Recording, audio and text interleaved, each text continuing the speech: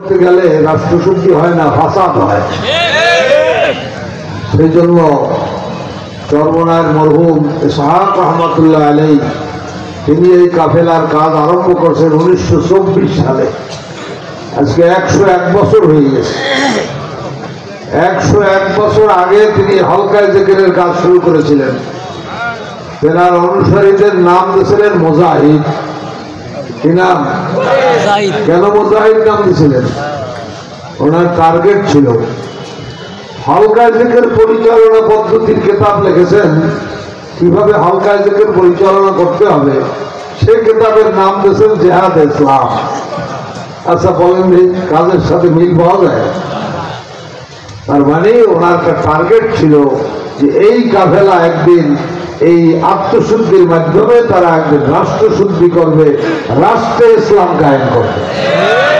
সেই কাজটার চূড়ান্ত পর্যায়ে আসছে। আল্লাহ যদি কবুল করে এই কাফেলার উসিলায় বাংলাদেশ পরিশুদ্ধ হবে, ইসলামী রাষ্ট্র হবে। কাজে আমাদের দিল তৈয়ার করার জন্য আল্লাহর জিকির ছাড়লে কিন্তু হবে না। আল্লাহর জিকির ঠিক মতন করতে হবে। সকাল সন্ধ্যায় জিকির, হালকায় জিকির। অনেক যারা ইসলামী আন্দোলন করে তারা আবার জিকিরে বসতে চায় না। কেন ভাই? জিকির আপনার লাগবে না? ইসলামী আন্দোলন তো জিহাদ এবং রুহানিয়াতের সমন্বিত প্রয়াস। রুহানিয়াত কি? জিকির আজকার ছাড়া রুহানিয়াত হয়? কাজেই জিকির আজকার ইসলামী আন্দোলন যারা করে তাদেরও দরকার। ইসলামী আন্দোলন, যুব আন্দোলন, শ্রমিক আন্দোলন, যত আন্দোলন আছে সব কিছুর মূল হইল আত্মশুদ্ধি, অর্থাৎ আল্লাহ পাকের জিকির। কাজে এখন আমরা সবাই জিকির করব। জিকিরের মধ্যে খেয়ালের সাথে জিকির না করলে জিকিরের ফায়দা হয় না। এই খেয়ালের সাথে জিকির করার জন্য, দিলটাকে আল্লাহমুখী করার জন্য তো মৌতের খেয়াল করতে আমাদের শায়েখ বলেছেন। কেন? মৌতের খেয়াল একটা মানুষের দিলকে আল্লাহমুখী করে দেয়। আল্লাহ রসুল বলছে, তোমরা এই মৌতের খেয়াল যদি বেশি করো,